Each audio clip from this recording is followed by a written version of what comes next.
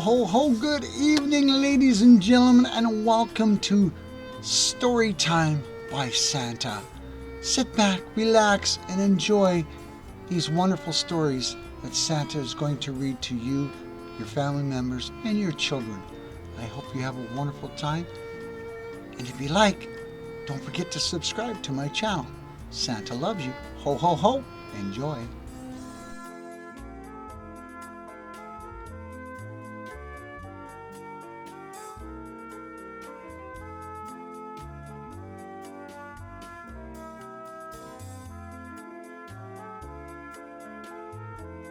Good evening, ladies and gentlemen, boys and girls. I hope you're off to a roaring start and you're going to enjoy another story by Santa. The Midnight Ride of the Christmas Star. On a crisp and snowy Christmas Eve, the village of Winterhaven sparkled under a blanket of white. Twinkling lights adorned every rooftop, and the scent of cinnamon and pine filled the air. But high above the village, something magical was stirring. A golden star was preparing the most important journey of the year. This was no ordinary star named Stella. She was the Christmas star, tasked with guiding Santa's sleigh throughout the night sky to deliver joy and presents to children around the world. Stella's light had grown brighter each year, reflecting the love and hope shared during the holiday season. But this year, Stella faced an unexpected challenge. For centuries, Stella had relied on the northern lights to help illuminate her path.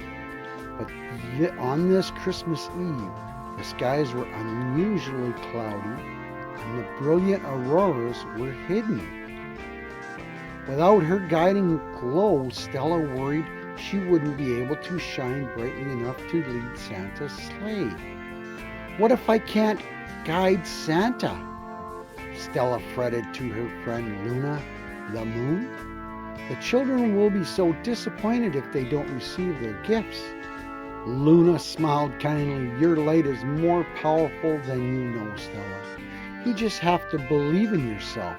Remember, it's not the northern lights that make you shine. It's the love and the kindness that you carry within you. Encouraged but still unsure, Stella floated to her place above the North Pole, where Santa's sleigh stood ready. The reindeer, their antlers dusted with snowflakes, pawed the ground in excitement. Santa himself was checking the list one last time. Stella, my dear friend, Santa said, looking up at her with a twinkle in his eye, are you ready for tonight's ride? Stella hesitated, but nodded. I'll do my best, Santa. As the clock struck midnight, Santa climbed into his sleigh, and with a hearty ho, ho, ho, the reindeer took off, pulling the sleigh into the sky. Stella flew ahead, her golden light cutting through the darkness at first. The clouds seemed impenetrable, but Stella focused all her energy on lighting as brightly as she could.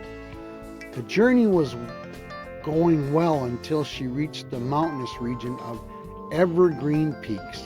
A sudden snowstorm erupted with fierce winds and thick snowflakes swirling around them. The reindeer struggled to stay on course, and Santa gripped the reins tightly.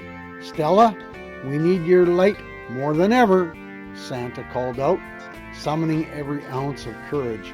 Stella pushed herself to shine brighter, but just as she began to break through the storm, she heard a soft cry from below. Looking below, she saw a soft cottage nestled in the forge. Its chimney dark and its windows dim. A young boy stood outside looking up at the sky with tears in his eyes. Santa noticed her hesitation. What's wrong, Stella? There's a boy down there, Stella said. He looks so sad. Should we stop? Santa nodded. Christmas is about spreading joy. Let's see if we can help. Santa and the reindeer landed softly in the snow, and Santa approached the boy, whose name was Oliver. Stella hovered above, her light casting a warm glow over the scene. "Why are you out here, Oliver?" Santa asked gently. Oliver wiped his eyes. "Our fireplace is broken and it's so cold inside. My little sister is sick and I'm worried about her. I wanted to wish upon a star for her to get better, but the sky is too cloudy to see any stars." Moved by this boy's selfishness, Stella felt her light glow stronger. "I'll be your wishing star tonight," she said softly, her voice like a melody in the wind. Santa placed a hand on Oliver's shoulder. "You have a kind heart, Oliver. Let's make sure your family has a warm and Merry Christmas." From his sleigh,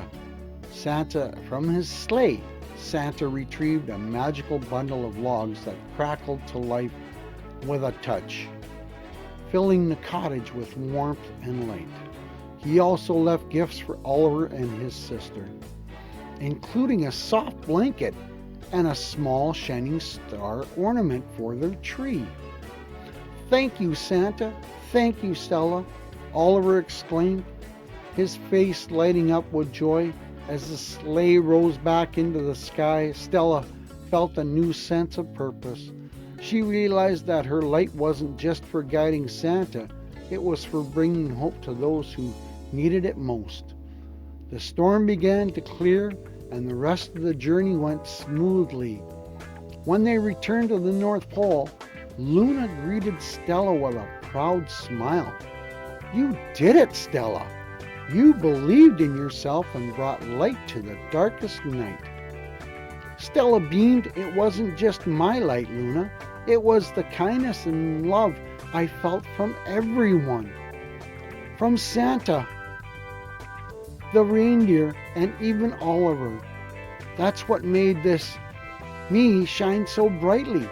As Stella reflected on the night's event, she thought about the many other children and families who might be facing their own challenges. She made a single, silent promise to always watch over them, to shine her light in the darkest of times, and to remind everybody that hope and kindness could conquer any storm. Santa too felt inspired by Stella's newfound confidence. "Stella," he said, "from this night on, you are more than a guide for my sleigh. You are a symbol of hope for the world." The following Christmas Eve, something remarkable happened. As Stella began her journey, children around the world would notice her glow. Word quickly spread the Christmas star was brighter than ever before.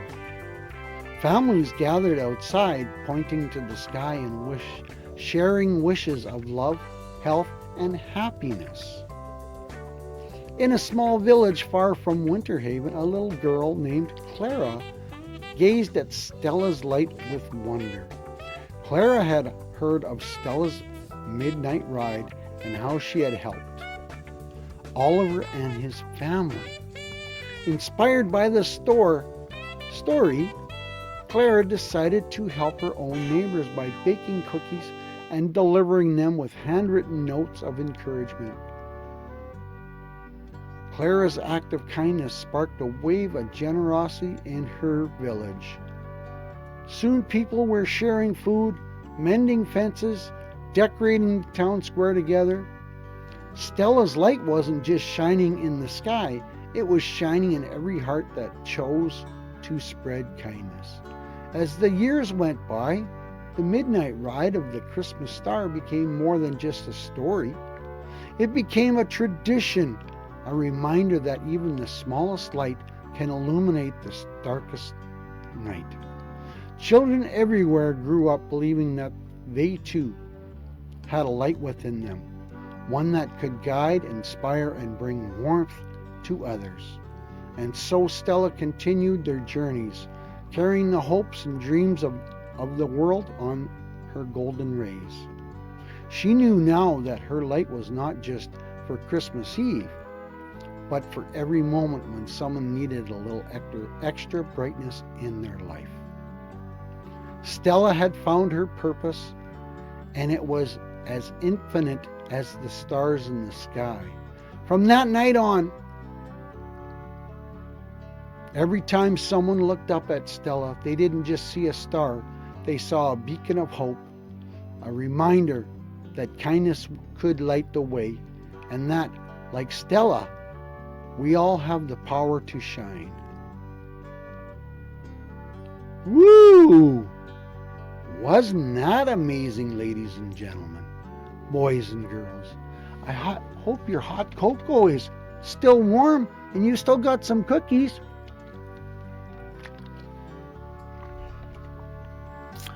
Are you ready for story number 2? I'm so excited. The Christmas Key to the Candy Castle. In the heart of the snow-draped town of Sugarplum Hollow stood the Candy Castle, a towering confectionery wonder built entirely of sweets. Its licorice turrets glistened in the moonlight, gumdrop pathways sparkled like jewels, and peppermint-striped bridges led across the streams of molten chocolate. Oh, what a place to live! Wow, every child in Sugarplum Hollow dreamt of exploring the magical castle. But no one had ever been inside, not since the great candy lock was sealed long ago. Legend said only the Christmas key could open the gates and reveal the wonders within. For years, the castle had remained silent, a tantalizing mystery, but this Christmas, something extraordinary was about to happen. Tilly, a curious and kind-hearted girl with sparkling green eyes and a mop of curly hair, loved the stories about the Candy Castle. She often sat by her grandmother's fireplace listening to tales of how the castle had been built by Santa's elves to store the most magical sweets in the world. According to the legend, the castle's treasures were locked away to protect them until someone who truly understood the spirit of Christmas came along. I wonder who that could be. What does it mean to truly understand the spirit of Christmas? Tilly asked one snowy evening. Her grandmother smiled. It means showing kindness, love, and generosity without expecting anything in return.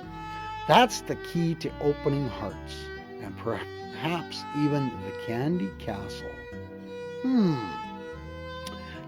Inspired, Tilly decided to spread as much Christmas cheer as she could. She spent her days baking cookies for her neighbors, knitting scarves for her friends, and helping the town's children build snowmen in the village square. But deep down, she longed to find the Christmas key and unlock the castle's secrets. On Christmas Eve, as snowflakes danced in the air, Tilly took a walk through the woods near the castle. She carried a small lantern, its golden light casting a warm glow on the snowy path. As she walked, she noticed something glittering beneath a frosted bush. Curious, she knelt down and uncovered a small, intricately carved golden key. Her heart raced. Could this be the Christmas key? Clutching the key tightly, Tilly hurried to the Candy Castle. The towering gates loomed before her, adorned with shimmering candy canes and a wreath made of gumdrops. She slid the key into the lock, her hands trembling with excitement. With a soft click, the gates creaked open. Inside, the castle was more magnificent than Tilly had ever imagined. Walls of gingerbread stretched as far as the eyes could see, decorated with icy swirls and candy flowers. Crystal chandeliers made of sugar crystals cast rainbow-colored light, and a fountain of fizzy soda bubbled in the grand hall. But what caught Tilly's attention most was a sign that read, "The true measure of the candy's castle lies within." As Tilly explored, she discovered room after room filled with sweets, marshmallow clouds, chocolate rivers, and shelves stacked high with jars of every candy imaginable. She marveled at the caramel staircases and lollipop trees, each room more magical than the last. But in the final room, she found something unexpected. A small group of children huddled together, their clothes worn and their faces pale. "Who are you?" Tilly asked gently. One of the children, a boy with bright blue eyes, stepped forward. "We're from the neighboring villages. We got lost in the snowstorm and found shelter here, but we've been too afraid to leave." Tilly's heart ached for them. She realized the true treasure of the Candy Castle wasn't the sweets or the magic. It was the chance to help others. "Don't worry," she said with a warm smile. "I will help you." Tilly quickly gathered supplies from the castle's kitchen. Warm cocoa, sugary treats, and a thick blankets made of marshmallow fluff. She led the children back to Sugarplum Hollow, where the townsfolk welcomed them with open arms. Together they shared a feast of the castle's treasures and sang carols around the glowing Christmas tree in the village square. As the night wore on, Tilly thought about her adventure. She realized that unlocking the Candle Castle wasn't just about finding the key. It was about understanding what Christmas truly meant. Sharing joy, helping those in need, and bringing people together. The next morning, Tilly woke to find the village abuzz with excitement. Word had spread about the Candy Castle's wonders, and children from nearby town had arrived to see it for themselves. Tilly, now seen as the castle's guardian, greeted each family with warmth and cheer, inviting them to explore the magical halls. Inside the castle, something extraordinary happened. The sweets seemed to replenish themselves, as if responding to the joy and laughter of the visitors. The once empty grand dining hall filled with long tables covered in gingerbread feasts and frosted cupcakes, as though the castle's magic was alive and celebrating the spirit of togetherness. As the day unfolded, Tilly noticed how the castle brought out the best in everyone. Neighbors who seldom spoke were now laughing together over cups of hot cocoa. Children who had been shy were leading others in games of hide and seek among the gumdrop gardens. Even the grumpiest townsfolk found themselves smiling as they watched the joy unfold. Later that evening, Tilly's grandmother pulled her aside. "You've done something truly special, Tilly," she said. Her eyes glistened with pride. "You've shown everyone that the spirit of Christmas isn't just about receiving. It's about giving, sharing, and bringing people together." Tilly smiled, feeling a warmth in her heart that no amount of sweets could match. "I think the Candy Castle was waiting for all of us," she said. "It wanted to remind us of what Christmas is really about." As the stars twinkled above Sugarplum Hollow that night, the Candy Castle became a beacon of light and joy. Families returned home with stories to share, their hearts fuller than ever before, and Tilly, holding the Christmas key close, knew she had found something far more precious than the castle's treasures: the power to inspire kindness and unity. From that Christmas onward, the Candy Castle remained open to all, Every year it became the heart of the town's celebration, a place where new friendships blossomed and old ones grew stronger. And Tilly's story of finding the Christmas key and unlocking the true meaning of the season was told and retold, becoming a cherished tradition in Sugarplum Hollow and beyond. The lesson of the Candy Castle spread far and wide, teaching children everywhere that the greatest treasures in life are found in acts of kindness and the warmth of giving. And so, the legend of the Christmas key to the Candy Castle became a cherished tale, retold every year as a reminder that the spirit of Christmas lives in all of us. Wasn't that amazing, boys and girls, mums and dads? I hope you enjoyed that. And Santa will read some more again. Thank you for coming to visit. Ho, ho, ho!